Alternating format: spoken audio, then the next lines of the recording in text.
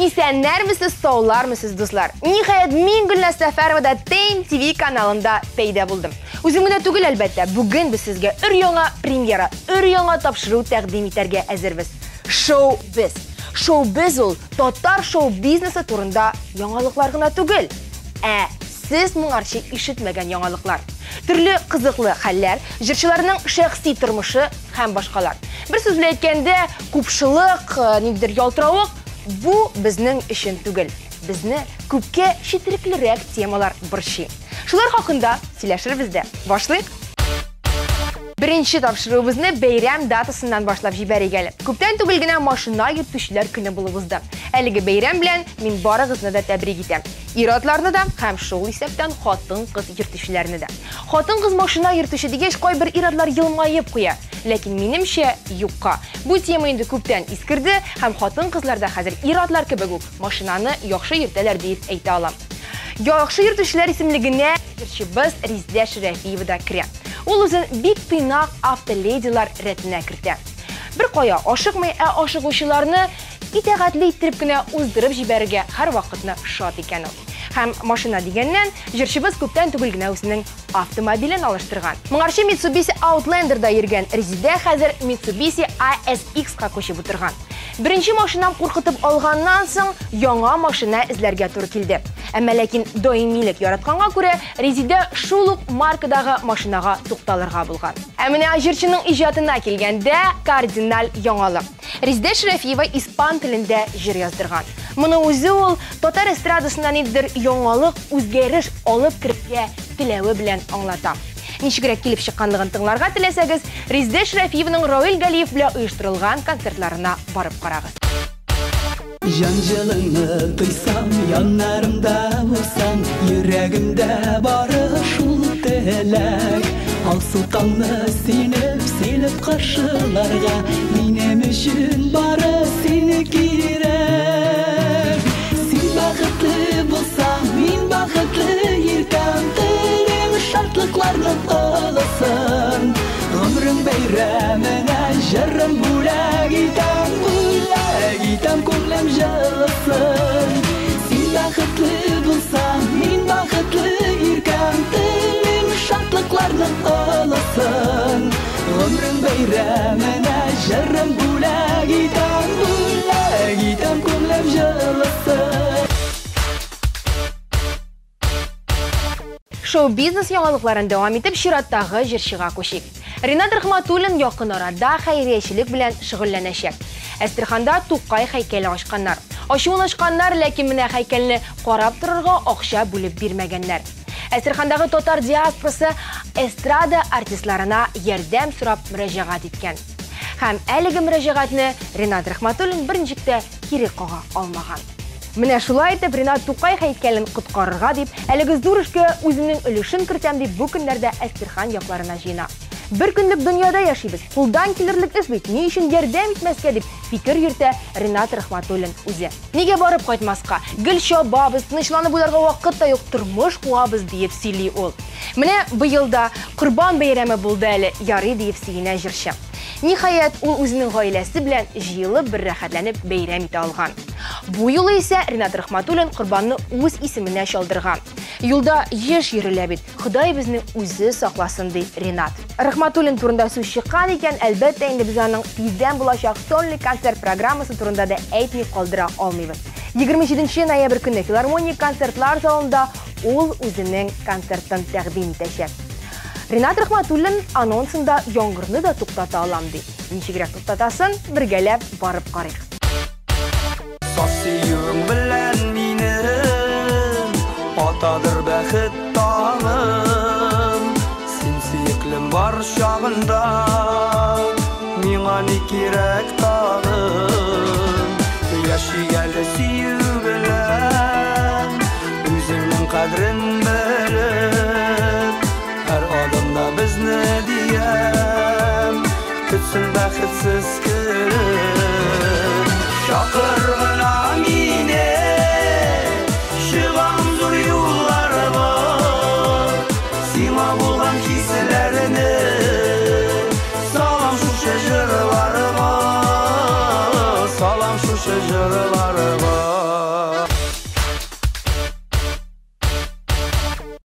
Җырчы Алсу Абелханова кыз бала алып кайтырга тели. Икенчене алып кайтканнан соң шундук өченчесенә барасы килә башлады. Безгә дә кыз кирәк бит дип сөйли Алсу. Алсуны икенче улы туу белән без инде тәбрикләгән идек. Хәзер исә кичкенә Султан тиздән 1 айлык туган көнен билгеләп үтәргә җыена. 3 кило 900 булып туган сабый әлегә күбрәк тамак һәм йокы ягын кайгырта икән. Ләкин сирәк-мирәк кенә генә булса да, иде үзенең барлыгын сиздереп, төн йокысында алгалы иде. Бер сер әйтсәм аңларсыңмы?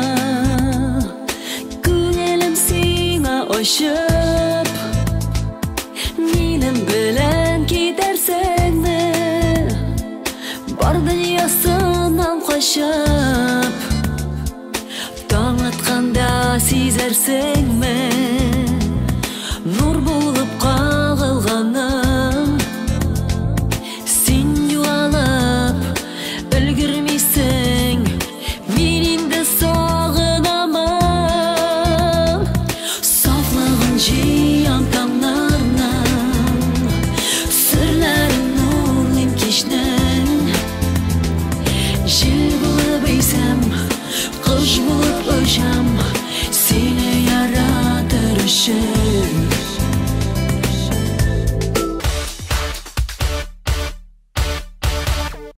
Татар кызы рус шоу-бизнесының легендасына әйләнеп баручы Агутинны тезләндерде. Беренче каналда башланып киткән «Голос» дип аталучы проект тамашачыларның күбесендә зур кызыксыну уятты. Моңа кадәр Америкада популяр булып килгән әлеге проект ниһаять Россиягә да килеп җитте. Җомга 26 октябрь көнне әлеге проектта милләттәшебез Иделя Мөхәммәтҗанова чыгыш ясады. Ул биредә Let It Be дигән музыкаль композициясен башкарып, күпләрне таң калдырды. Алай гына да түгел, татар кызы Иделя Леонид Агутинны тезләндерде. Күрми калучылар өчен моның ничегрәк булганын хәзер карарга тәкъдим итәм. Let it be, let it be, let it be, let it be. Whisper words of wisdom, let it be.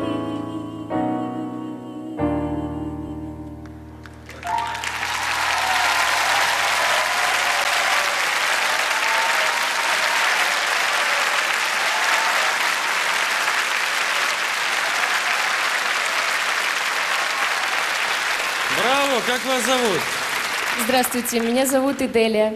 Откуда Я вы? очень волнуюсь. Не волнуйся, Всё, не надо. уже все Выдыхай. проехало. Все хорошо. Теперь мы Иделия, будем волноваться. Да, но уже я бы нажала еще и хотела на нажимать во время гармонические песни. замены ваше волнение Да, не привет. повлияло, все Да. нормально. Спасибо. Сами придумали в конце. Да, я сама. Проходящие Я интервалы. вообще всю Да, эту молодец. версию сама придумала. Очень Молодец. свободная, очень музыкальная, прекрасная.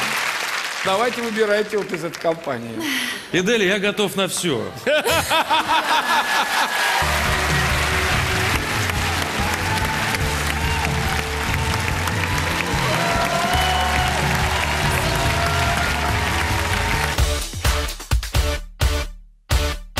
Чираттагы зур яңалык. Буран әбиләре татар телендә җырлаячак. Евровидение 2012-дә бар халыкны шаккатырган буран әбиләре татар телен өйрәнә башлаган. Алар ноябрь башында Мәскәү Кремленең концертлар залында татар телендә чыгыш ясаячак верса. Бүген буран әбиләренең эшләре катты. Алар Россия мөселманнарын Курбан бәйрәме белән котларга әзерләнә. Әлеге концерт ноябрь башында Мәскәү Кремлендә үтәчәк дип планлаштырыла. Әбиләр тамашачыларны өр-яңа татар, рус һәм удмурт телләрендә яңгыраячак җырлар белән сөендерәчәк. Шуңа күрә хәзерге вакытта алар мәҗ килеп татар телен өйрәнеп яталар икән. Әбиләргә татар телен яхшы белүче махсус укытучыга кадәр беркеткәннәр хәтта. Лариса Гайнетдинова ижауда иҗат итүче татар милли җыр һәм бию ансамблен җитәкли. Ул буран әбиләренә татар телен өйрәтүне бик теләп алынган. Башта Лариса Гайнетдинова әбиләрне татар милли гореф-гадәтләре, мәдәнияты белән җентекләп таныштырган. Аннары исә татар халкының үзенчәлекле яклары турында сөйләгән. Инде буран әбиләренең уңышларын без исә концертны карагач белербез. Безнең телебезгә мәхәббәт һәм игътибарыгыз өчен респект әбиләр.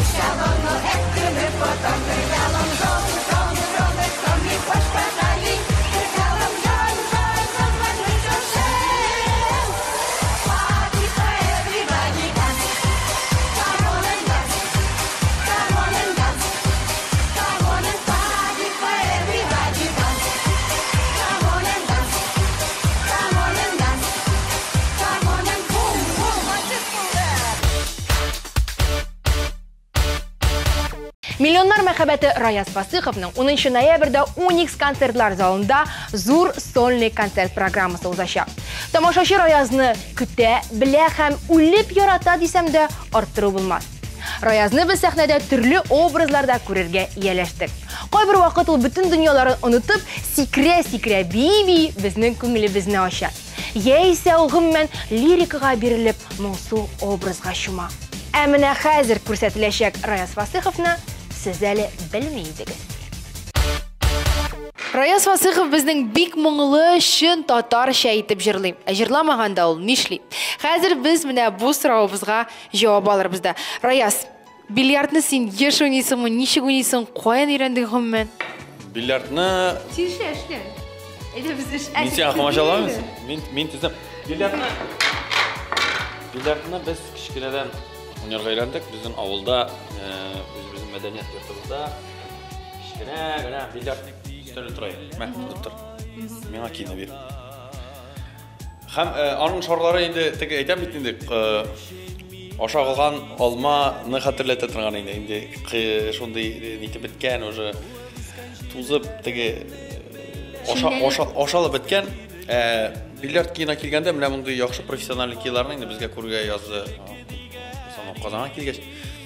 Булай авылда шундый сталар бар, алар Себер кисабыннан менә шушы бильярдны чектер ясап, һәм башына инде шампан шәрабының бүксен тыгалар иде, кырыйларын кисеп алып, әйбәтләп шундый точный, шундый әйбәт кияс итергәннәр. Һәм авылда инде үзегез беләсез төрле кеше төрле шауны, кемдер салган килешүн, кемдер бауны, бильярд ки берәүгенә 4 кеше уйный, 2-2 берәрсенең психикасы менә шул дип алай да ки. И шуның белән уен бетә. Атып китәләр бит шуңа күрә. Ә безнең запас бар, ул бөтен кеше кайтып киткәч бертына. Бильярд залынан тыш бизәнмәгән, төзәнмәгән дип әйтик. Концерт костюмнары кимәгән Раяз Фасыйховны тагын кая күрергә була? Бизәнмәгән, кизәнмәгән Раязны күрергә була табигатьтә, балыкта, охотада күрергә була. Менә миңа инде ул релакс дип әйтәбез. Минем төрле сферада уйнаучылар бар. Төрле сферада. Коллегалар арасында дип әйтәм. Коллегалар арасында без инде уйныйбыз. Илнар Сайфиев, Илназ Бах, Айрат Ильясов белән дә уйныйбыз. Заманында Булат Байрамовлар белән дә уйнаган булды, синең коллегаң белән. Вот, тагын Фарид Таишев белән уйнаган бар безнең күп тапкыр. Ну, безнең артистлар арасында менә иң яхшы уйнаучы инде ул Виль Усманов, безнең Рустам Закиров әйбәт уйный, Фирзар Муртазин. Уйнаштыргалый. Салават әйбәт уйный. Салават белән правда уйнап караган булмаса да, ләкин теге ишетеп тә күреп тә белгәнем бар, яхшы уйнаган. Вот. Булай безнең тирәләр арасында Филус Кахиров бик яхшы уйнаган бар. Күп тапкыр җиңелгән дә бар, җиңгән дә бар. Җырлыйсың, бер көнне яхшы бара, беренче концертың яхшы үтә, икенчесе. Ә менә берәр вакыт чыгасың, бармы ничектер, бармый була башлый сәхнәдә дә. Кызганча каршы сине нәрсә дип әйтим, сиендерә алмыйм, да. Киендерә дә алмыйм. Безнең бит сәхнәдән чыгып җырлау ул безнең эшебез дип әйтәбез, ул безнең инде. Юк, ансы аңлашыла. Юк, менә була момент бар. Бит ул ял итү җире. Ул бильярд уйнап син ял итәсең. Ул инде интерес, тем более акчага нигә уйнамаганда, син просто расслабляешься. Килеп чыгамы, килеп чыкмыймы, аннан кайф төшмәй. Булырга может кайфың төшәргә мөмкин. Шулай карта уйнаганда инде без яратабыз, гастрольдә карта уйнарга мәсәлән. Ә сәхнәгә чыкканда синең тамашачың сине көтеп тора. Син анда профессионал буларак 100%-ка җырлап чыгарга тиеш. Нинди генә синең проблем булса, хоть өйдә манда кая эштәме нәрсәдә нинди генә проблем, син сәхнәгә чыкканда менә бөтенләй берне калдырасың. Киясең үзеңнең маскаңны Раяз Фасыйхов дигән җырчыны. Киясең чыгасың, чын күңелеңнән җырлап чыгасың. Бездә булырга тиеш түгел андай. Сәхнәдә синең кайфыңны нәрсә төшерә ала? Сиңа сөйләдем, мен бер вакыт мин ничә тапкыр җырлаган җыр бар, сөям димәде. Хушлашканга күпме еллар узган, онытылган инде үткәннәр. Бетте сүзләре башта. Онытылды. 50 тапкыр җырлаган җыр. Аннары ничектер әйтәм, төшләр турында бугай. Бу секунд эчендә башта узган уйлар. Үткәннәр.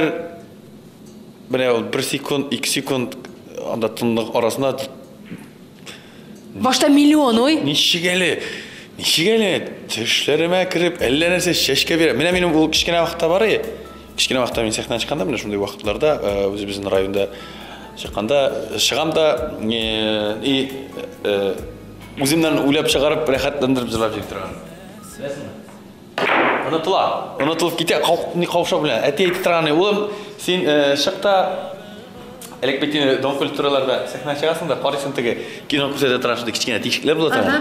Міне шыңға қара да жырла, кішіге қарама, кішіге қарасаң, кішіге қауышыйсың. Шығыр алынан бір ритуалың бар ма? Бары сен ағына қас қаміне, бары тек біздің шоу біз тапшыруына ғана ашырлық шынды істер міне. Оңаяқтан алып шығойынды ол кішкене дағанса әбі үйреткен әйбір. Асындырса, анда енді ярап бебір алам, сенің есіміңні тілге алып, сенің есімің білән шағам деп дұғалар қылып шығырға тырышам енді. Бигірек та кішкенерек вақытта бар ел, анды нелер? Бүті анда. Әйе, бүті. Әбей тегі анда Булавканың. Йолғыз милеш ағашы. Әйе, Булавканың неен башын тегі осыға қаратып қойып, міне шолай қалап шығылы. Қазір нешектір... Башқа тұс сейбулер. Қазір нешектір... Аннан кеттік енді жирақ нешектір. Демек, оң аяқтан хан бисмилланы айтып, ең бірінші қағиды. Ансы ие. Раяз Фасыхов өзі айтмышли, ол біздің жүрші болмаған вақытында ол ең бірінші ширатта әти. Хамының шулай екенлігін қызы Венера дәлелеп тұра, ол кішкенеден қар вақыт нәтисі білен. Раяз, тотар жеріна сенен алып келген дөң әлі қатырлейм. Ол көп кішкене еді, ползункелар кеген, әлі туғанғына еді бұға, еме? Неше айды аңа? Аңа, үш ай аңа. Үш ай вақытта ол енді менен Татар жыры фестиваліне бірінші тапқыр менің алтын барыс алған ел еді ол. Ол мәші аят дейсің. Сондай зор бәйремі білен қытаға келді. Шундан белі ол Юри һәм менің уже тәпи ери башлағаннан белі менің өзімнің концерт тақырында шешек шағарайын деп. Шундай. Венера, сен әтеңнің қойсы жырларын білесің, бірсін жырлап көрсете аласың бізге? Қойсын пик қаты яратасың. Мен білем только. Сиңа сили. Сиңа сили? Сірлерімні, еме? Венера жырлап көрсете аласың бізге? Әйде, жығырла, Венера. Демек, эксклюзив, бары тек шоу біз тапшыру үшін гіне Раяз Фасыховның қызы Венера Фасыхова қазір Раязның репертуарынан бір жер башқарашақ. Бары тек біздің үшін, бары эксклюзив. Сиңа сили сілелінді, елегімді туэледі. Ташы нешік өлечі? Сандуқ ашла. Сандуқ ашла. Салым. Ақыз езі. Түледі. Сенің ішін. Ешін. Тиксингіне. Тиксингіне. Ойналында. Молодец, молодец. Алқышлар Венераға, молодец. Жылағында антығы самый кульминация жүрек. Тиксингіне. Шенеден білі яратқан жүрек. Баланы шулай-шулай тәрбиелерге керекті. Бірнеше үш принцип, түп үш принцип. Самый главный принципларын бірсі ішті балаларыны ұнтырға айрамын. Нешікте болса, аларға уақыт беруге табырға керек. Менің бірінші принцип шол болды. Венера білән мен түрнерін де өзім шүғырлеріне тұрған ем түрінде. Люция әр вақытта Венераны уянғанын сезмеше де қалай. Мен уянып өзім анда жұқатып жіберіп, һәм башқа шуңа.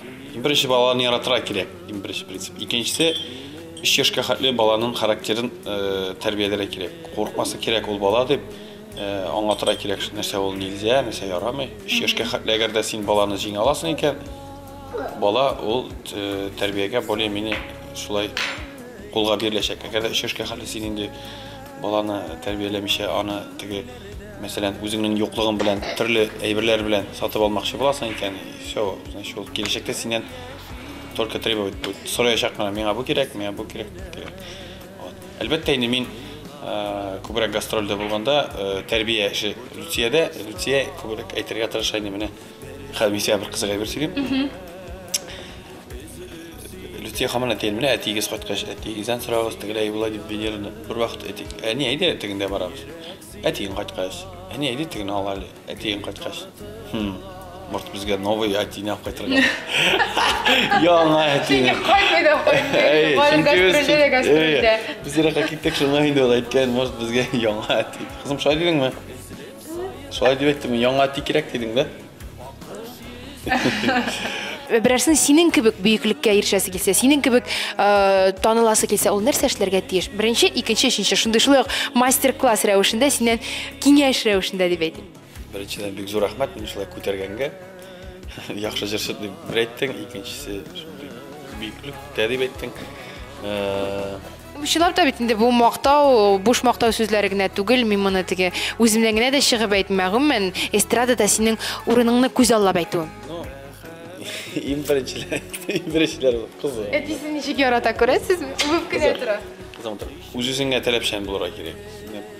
Ул бөтен профессиядә шулай ул. Һәм безнең өлкәдә ул теге ни искәрмә түгел.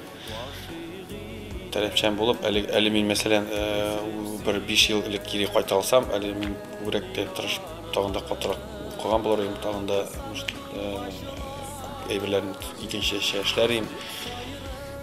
Иң беренче таләпчәнлек үзеңә, икенчедән инде профессиональ яктан һаман үсәргә тырышу, потому что бездә һаман әйтәләр, нет предела к совершенству дигән сүз, ул безгә дә бик каты кагыла, һәм һәрвакыт ничектер син үсеп, ничектер үз-үзеңдә эшләп тора кирәк, спортсмен кебек.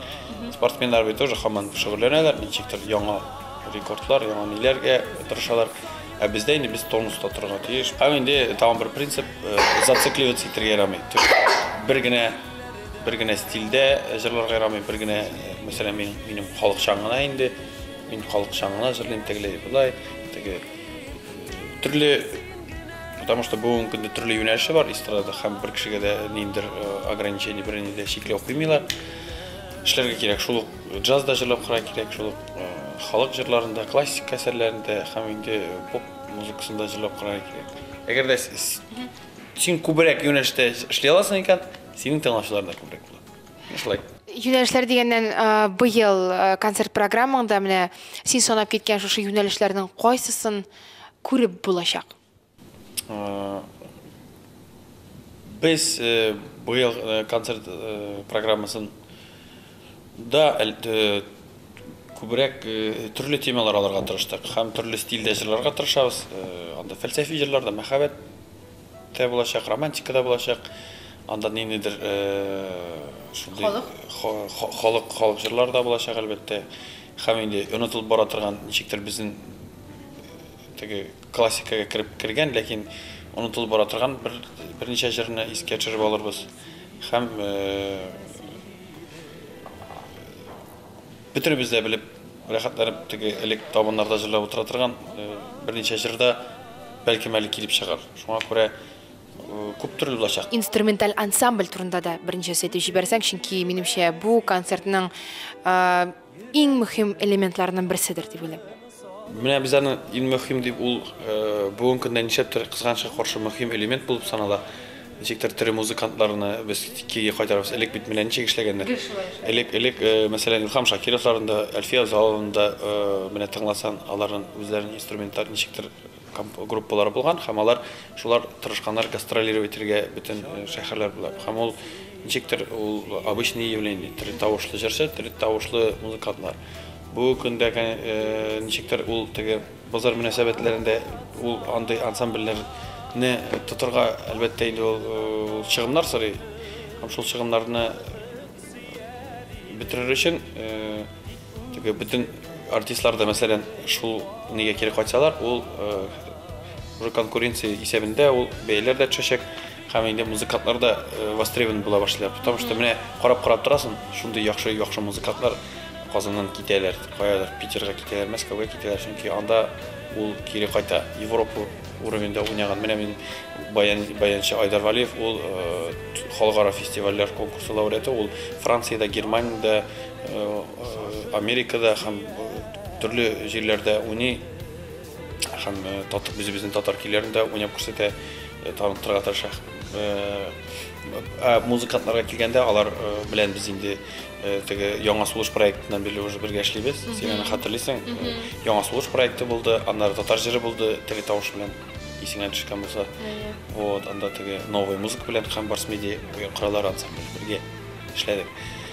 Шуннан соң инде комплектланган бит инде уже кеше җыелган, алар уже бер-берсе белән әйбәт кенә уйныйлар. Алар кичләрен, может, кабакларда ниләрдә, рестораннарда уйныйлардыр, берсе әйтмим. Ләкин үзебезнең татарның эстрада җырларын менә шундый итеп булганы бик сөендек, утырдык, сөйләштек, җыелыштык. Менә 2 ел без алар белән концерт куйдык. Һәм елдан-ел чиктиралар. Алар да шомар бара, бездә аларга елешеп киләбез. Һәм инде минем тамашачылар да, әгәр дә мин концерт куеп инде безне әйтмешли мебель чыгарып куям икән инде теге. Просто лайтып торган малайлар. Мине ничектер аңламаслар да кебек, шуңа күрә. Менә бу мотор традицияне югалтмый кан бу теге. Һәм мин аны теге синең кебек теге ассызыклап, ул төп әйбере, менә синең музыкантларың, менә ул әйбер битсәне инде ул. Без синең әтиеңне һәм әниеңне концертта күрә алачакбызмы? Чөнки менә хәтта радиога да бик күп сораулар килә. Наил Фасыхов, Раязның әтисе, композитор, ул концертта уйнармы, аның белән Раяз дуэт җырлармы, ише сораулар менә шундый. Әлбәттә, алар залда булачаклар, мин аларны инде ел сайын чакырам. Җиңгә булсыннар, сәламәт кирә булсыннар. Инде үземнең бер теге быел юбилей концертларында Уразовның, Исафиев иннарның да шундый алар 10 ел. Синең 3нче концертың бугай булмы, ялгышмасам? Мин эстрада хәзер 5 ел дип әйтәбез инде. Бу минем 4нче концерт була. 4нче концерт. 4нче концерт була һәм мин үземнең аларча шундый юбилей дип әйтәсез икән. Картайсы килми. Там 5 елдан аларча юбилей концертларында теләгем бар үземнең гаиләдән шундый музыкаль поздравление, чөнки минем гаилә бик музыкаль, минем әни дә җырлый, әби дә, әти дә музыкантлар, минем абыйларым, абый да, әнекәш тә шуңа күрә бу әйберне сез күрерсез. Раяз Фасыхов, күзгә күз карап, аларга нәрсә әйтә алыр икән? Беренчедән, шоу-биз тапшыруы озын гомерле булсын. Һәм тамашачыларга безне Йогыман җырчыларны яңа яктан шулай ачып торсын.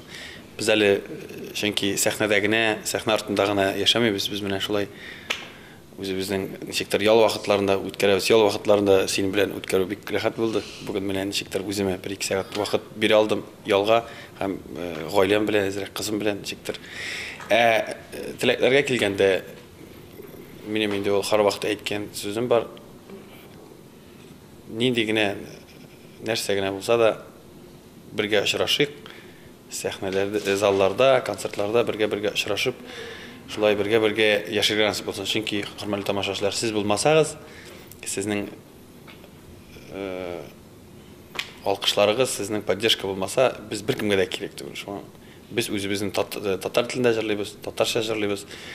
Без үзебезнең халкыбызга җырларга тырышабыз, халкыбызга хезмәт итәргә тырышабыз. Һәм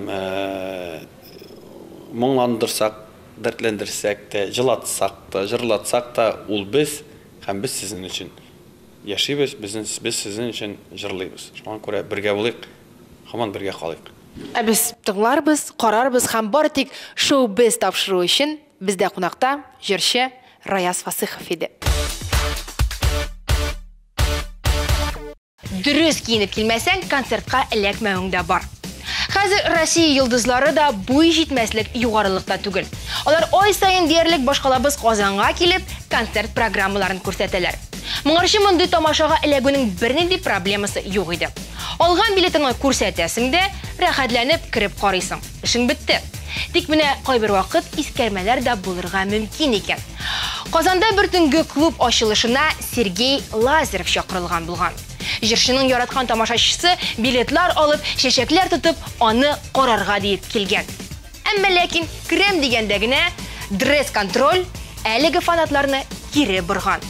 Ни өчен дигәндә, сак хезмәте аларны тиешенчә киенмәгән дип бәяләп концертка кертми калдырырга тели. Әмма ләкин бу яңалыкны вакытында белеп алган Лазарев концертымны башламаячакмын дип әйтә. Һәм шуннан соң сак хезмәткәрләре үзләренең кагыйдәләренә берникадәр үзгәрешләр кертеп, әлеге кешеләргә рәхим итегез дип әйтергә мәҗбүр булалар. She's automatic, static, I think I'm in control. She's erotic, exotic, her touch is lethal. When I feel she's close and walking up to me, I can't ignore the sexual possibilities. Every time she touches me, I go crazy. Positive energy, the chemistry's amazing. Shots run through me, my heart starts racing. This girl, she's got an electric touch, hurts so good I can get enough of her. Electric touch, hurts so good I can get enough of her. Тегие исә бу чарага барганда ничегрәк киенергә соң? Нинди костюм шалбар сайларга? Бу сорауны без Казанның танылган дизайнеры Рөстәм Исхаковка бирик. Минемчә, ул менә артистлар килү, төрле танылган артистлар, безнең артистларма, ул һәр кеше өчен менә концертка, театрга барган кеше өчен минем аңлавымча бер вакыйга. Шуңа күрә ул теге ничек туры килде шулай киенеп бару, минемчә бик килешми. Ул теге артистларны ихтирам итәргә кирәк, үзеңә дә менә бер бәйрәм ясар өчен теге матур итеп барырга кирәк андый концертларга. Минем аңлавымча шулай. Ул теге менә күпме кеше ничек соңгы минутын демәктәре уважать итәсең, русча әйткәндә инде. Ул менә матур кием белән барырга кирәк. Киң итәкле, ефәк токымалардан теккән теге вечерний наряд дип әйтәбез. Алай киенү обязательно түгел. Нельзя булса бәләкәй күлмәк, нельзя булса брошкалар монда, матур шарфлар белән, кызлар, ханымнар прическалар ясап, шулай барырга тиешле үзем. ТНТВ каналында шоу-без тапшыру алга таба дәвам итә. Эфирдә сезнең белән һаман мин Гөлназ Сәфәрова. Һәм бу тапшыру кысаларында күрсәтеләчәк тагын бер өр-яңа рубрикабыз яңа клип дип атала. Әле менә күптән түгел генә төшерелеп бетерелгән клипны без сезгә хәзер үк карарга тәкъдим итәбез.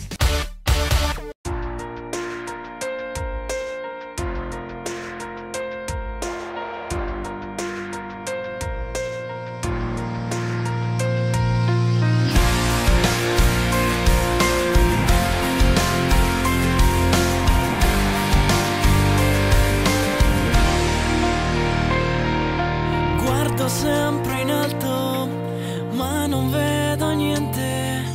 Poi mi guardo intorno e vedo solo gente triste che mi fa male, triste che non ho più voglia di mangiare. Quanti sogni infranti, quante sofferenze scritte su quel viso tondo ed innocente che non ha per Natale né un papà né un regalo da scartare. E mentre guardo su io mi continuo a chiedere dove sei quando crollano le case, dove mentre il mondo sta cadendo giù, dove sei quando muoiono anche i sogni, dove sei, tu dove sei?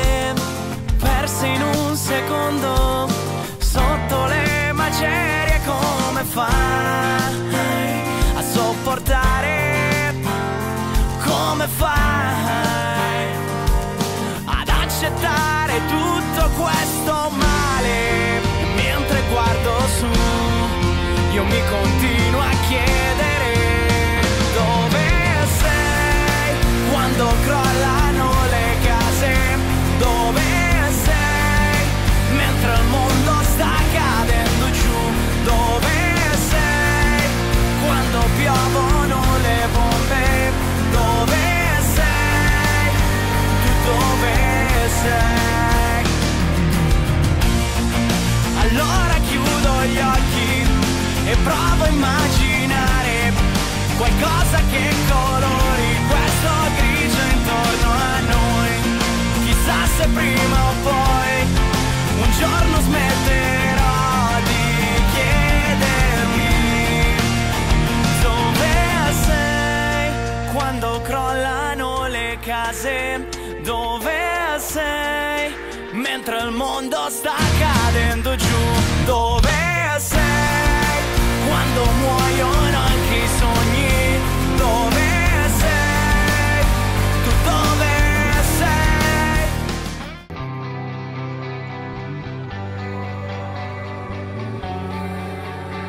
A freak of nature, stuck in reality. I don't fit the picture. I'm not what you want me to be. Sorry. На счет 3. Раз, два, три. Ветер. Все. Открываем глаза, Лия. Офигенно было.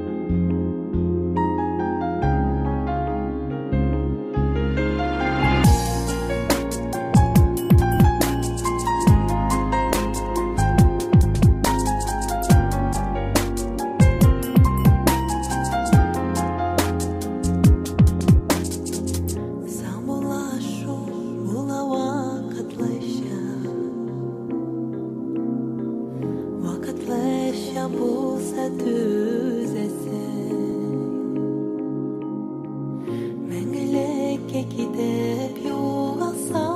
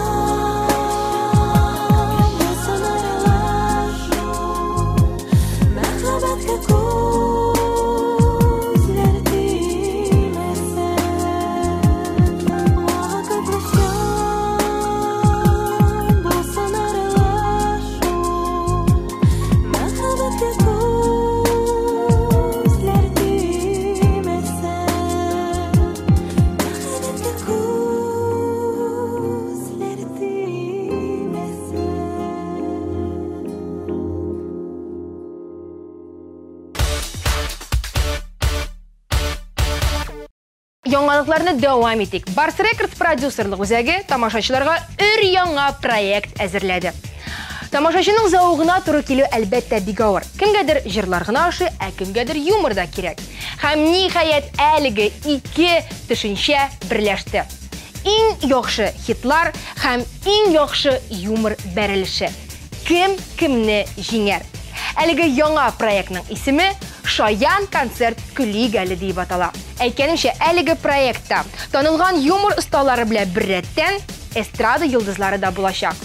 Алар Хәмдүнә Тимергалиева, Мөнир Рахмаев, Илмира Сулейманова, Ришат Фазлыәхмәтов, Динә һәм Рафаэл Латыповлар, Илсия Бәдретдинова, Ландыш Нигъмәтҗанова һәм башкалар.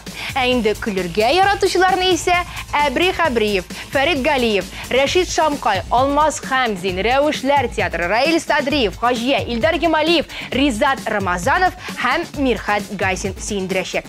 Кыскасы, әлеге бәрелеш шактый кызу һәм кызык булырга тиеш. Бер сүз белән әйткәндә, килеп карагыз. Билетларны сез исә билеттик кассаларында, Евросеть шилтәреннән, шулай ук Уникс кассасында, Франц сәүдә үзәгендә, тамаша.ру сайтында һәм Кольцо подземкасы юлында. Һәм шулай ук таратучылардан да ала аласыз. Белешмәләр өчен телефонны да әйтеп китим. 297 43 77. Димәк, бары бер мәгълүматны исегездә калдырыгыз. 21-22 ноябрь көнне кичке сәгать 7:30-да филармониядә очрашырбыз. Шаян концерт күлигәле. Менің уақыт жетті, давай менің хор білән дирижерге барасы бар. Бір спасиболлені жырлық татаям мен. Спасиболлен? Да? Кімсің ол? Спасибо, рахмат. Рахмат олен. Мен тоқтаян қырыңына біле. Нормально.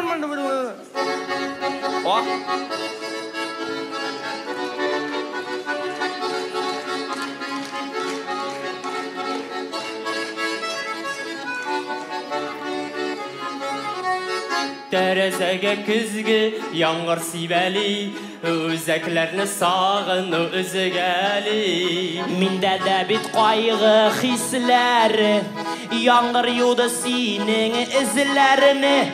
Туктала шок, качма әле. Минем дә бит яшисем бар, аңла әле. Син кайдасың, лашок малай, кайда син? Күктән өйгә кереп качтым, абыла мис.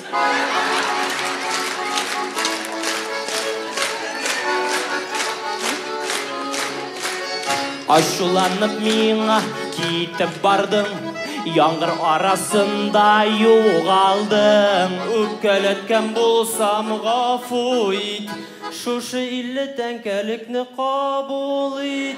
Ты чолашок, офигел, видишь, куда твой полтинник улетел. Не мелочись, будь ты щедрым, эй, батан, мин бит 3-0 акчаны яратам. Хей! Тукта яңғыр, яума әле, сағыш басты күңелемне аңла әле. Син кайдасың, юлган балай, кайда син? Эзләп сине тәрәзәдән көтәм мин. Без пацаннар һәм батаннар дус яшик, бер-беребездән бер кайчан шителәшмик. Бер-беребездән бер кайчан шителәшмик. Хей! Танис!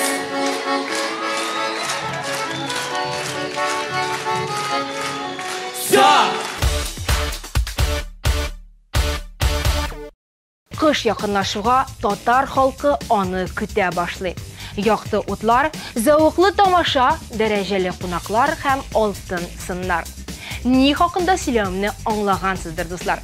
Билгеле, ел вакыйгасы татар җыры хакында. Бүген без сезгә тәкъдим ителәчәк кадрлар уникаль дип әйтергә мөмкин. Бәлкем сез аларны кайдыр караган да булгансыздыр. Әйдәгез әле, татар җырының бүгенгесе хакында сөйләшә башлаганчы, аның үткәнен искә алыйк. Сәлам, дуслар. Без пирамида концертлар залында. Операторлар камераларын тоташтыра. Техниклар аппаратураны ялгый, утны тикшерә. Режиссер сәхнәдә кулларын булгый-булгый нидер аңлата. Кыскасы, барысы да кайдыр ашыга, мәшәкать.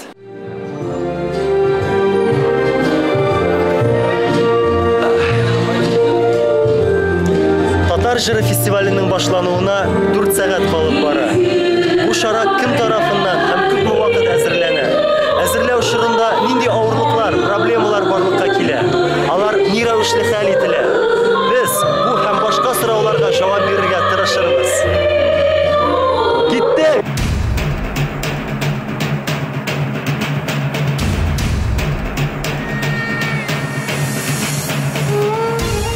Татар эстрадасы бер урында гына тормый. Ул замана белән бергә атлый. Елдан-ел яңа артистлар, яңа проектлар, яңа стильләр, яңа юнәлешләр барлыкка килә.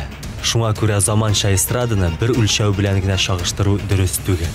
Татар эстрадасының бүгенге асылын ачып бирүче Татар җыры фестивале быел 8нче тапкыр уздырыла. Аны оештыру эшләре югары дәрәҗәдәге профессионаллар тарафыннан ел дәвамында алып барылды. Кыйммәтле техника, заманча җиһазландырылган сәхнә бизәлеше һәм ут, зур осталык белән тегелгән костюмнар, дәртле биюләр һәм җырлар — буларның барысы да татар җырын музыкаль елның иң югары ноктасы итеп билгели. Барс Медиа компанияләр группасы һәм Яңа гасыр телерадио компаниясе үткәргән Татар җыры фестивале 2 өлештән тора. Беренчесе Йолдызлар фабрикасы. Анда берничә тур кастинг аша сайлап алынган сәләтле яшьләр белән эстрадабызның иң популяр җырчылары катнаша. Танылган йолдызлар яшь талантлар белән бергә үзләренең төрле елларда иҗат ителгән иң популяр хитларын башкаралар. Фестивальнең икенче көне кульминацион мизгелләр. Ел нәтиҗәләре буенча иң яхшы дип табылган җырчы һәм проектларга Алтын Барс халыкара премиясе тапшырыла. Гала-концертта танылган артистлар белән бер рәттән үз юлларын Йолдызлар фабрикасыннан башлаган җырчы лауреатларны да күрергә мөмкин.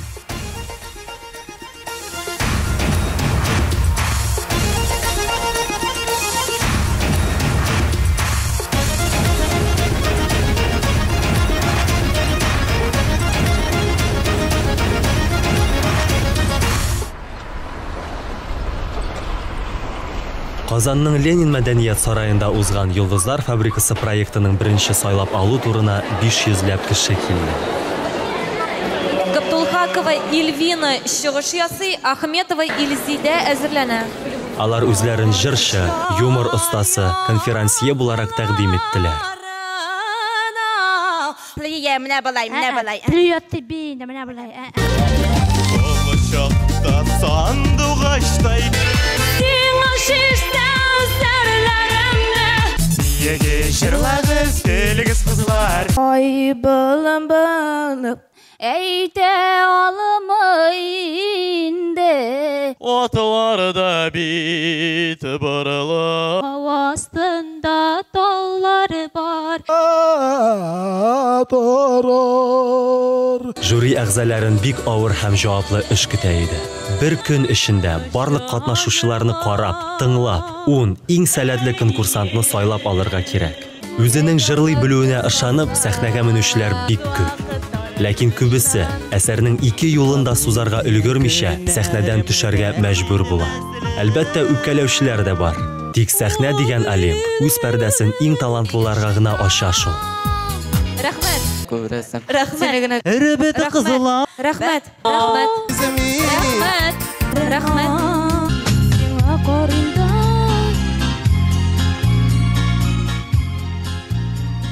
Рәхмәт. Беренче кастингта катнашучыларның саны гадәттән тыш күп булу сәбәпле, оештыру комитеты сайлап алуның икенче турын үткәрергә мәҗбүр булды. Димәк, дуслар, мин хәзер Аркадий Гайдар исемендәге мәдәният сараена ашыгам. Анда бүген Дорога из города бию төркеме Татар җыры фестиваленең ачылышына әзерләнгән номерларын күрсәтәчәкләр. Репетицияләр башланды. Традиция буенча һәр ел фестиваль бию белән башланып китә. Әлеге бию фестивальнең йөзе булып тора. Тамашага көчле старт бирә һәм нәкъ аның сыйфатыннан татар җырының дәрәҗәсе күренә дә инде. Шуңа күрә визит карточкасы булган бу биюгә оештыручылар аеруча зур игътибар бирәләр. Фестивальнең баш режиссеры Илдар Хайруллин бер репетицияны калдырмыйча эшнең ничек барганын күзәтеп тора.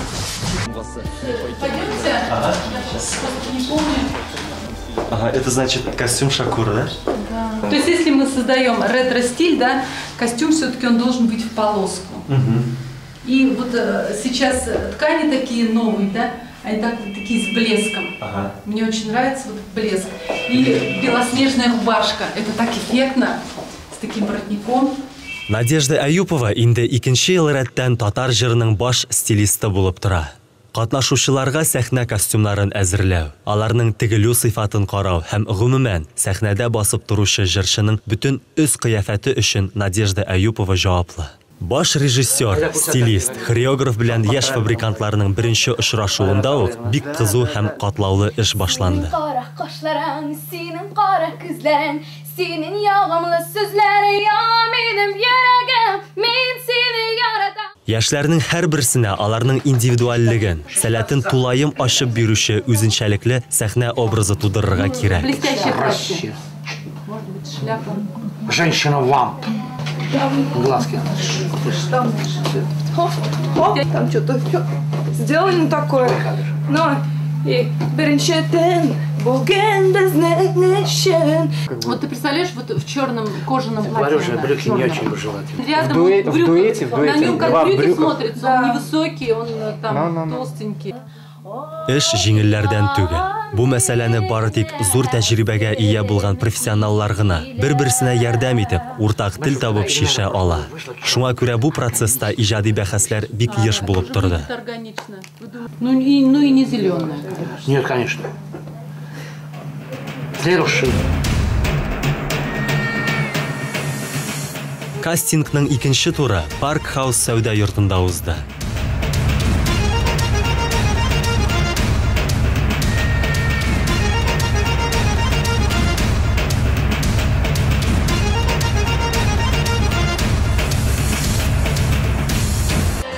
Нәтиҗәдә финалистлар арасына Раил Шихапов урынына Фидаил Зарипов килде.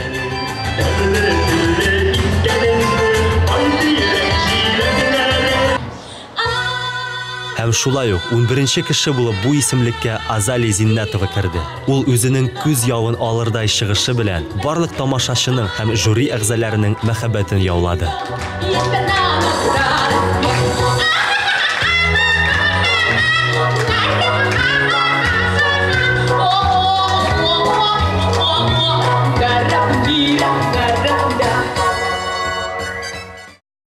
Фестивальдә аңлашылмаучанлыклар да булгалый.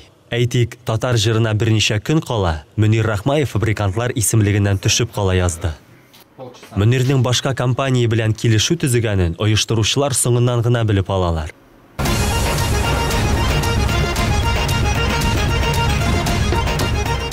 Сәхнә бизәлешенең сыйфаты техниклардан зур җаваплылык һәм төгәллек таләп итә. Бу өлкәдә кичкенә генә ялгышлык та барлык тамашаны юкка чыгарырга мөмкин. Сейчас идет сборка. Пока сборка декораций. То есть изготовлено все строго по чертежу. Тут так получилось, что немножко занижен размер. То есть сейчас идет просто доводка. Практически 100% сцены заполнена, декорация заполнена светодиодными экранами. В этом году впервые несимметричная сцена. Впервые в этом году очень много света, много светодиодных экранов. В этом году один выход. Обычно делали 2 выхода, как какой-то такой постоянный стандарт был. Все ушли от этого стандарта, сделали немножко гламура. Ну, то есть она какая-то в этом году роскошная. Вероника Кузнецова Айдар Галимов белән дуэт башкарырга тиеш. Киттек Вероника белән Тонжыга. Ләкин Уфада яшәүче Айдар гастрольләрдән бушый алмый. Шулай итеп, башка дуэтлардан айырмалы буларак, Вероника Айдар дуэты бернинди репетициясез, бары тик татар җыры көнендә генә оешты. Ниһаять, фестиваль көннәре дә килеп җитте. Күп артист татар эстрадасының иң зур вакыйгасы. Татар җыры фестивалендә катнашу бәхетенә ирешер өчен ел буена бер туктамый эшли. Фестивальнең оештыручылары көчләрен, йокыларын кызганмыйча, чараның барлык асылын ямен халыкка, тамашачыга җиткерү, тарихта мәңгеләштерү өчен әйтеп бетергесез зур эш башкаралар. Тамашачы исә ел барышында яраткан җырчылары арасыннан җиңүчеләрне билгеләп, фестивальгә аларны күрү теләге белән килә. Шулай итеп, һәркем өчен татар җыры ул хыял. Һәм ел ахырында 2 көн эчендә ул тормышка аша.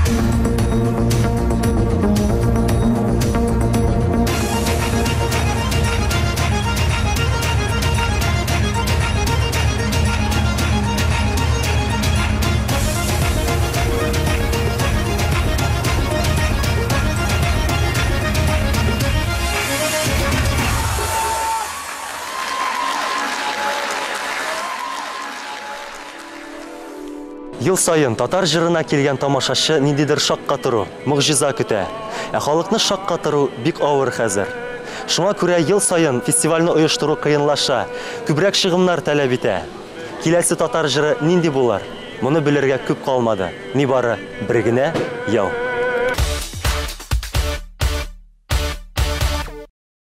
Менә шулай бу атнага яңалыкларыбыз бетеп тә китте кебек. Мин Гөлназ Сәфәрова сезгә бар белгәннәремне түкми, чәчми сөйләргә тырыштым. Димәк, Алла берсә киләсе атнада шу каналда сезнең белән очрашырбыз. Әлегә сез tmtv.online.ru сайтына кирип, үзегезнең фикерләрегезне, әйтер сүзләрегезне барысында язып калдыра аласыз. Без аларны укырбыз һәм әлбәттә сезнең фикерләрегезгә колак салырбыз. Әлегә мин сезнең белән сау булашам. Пока!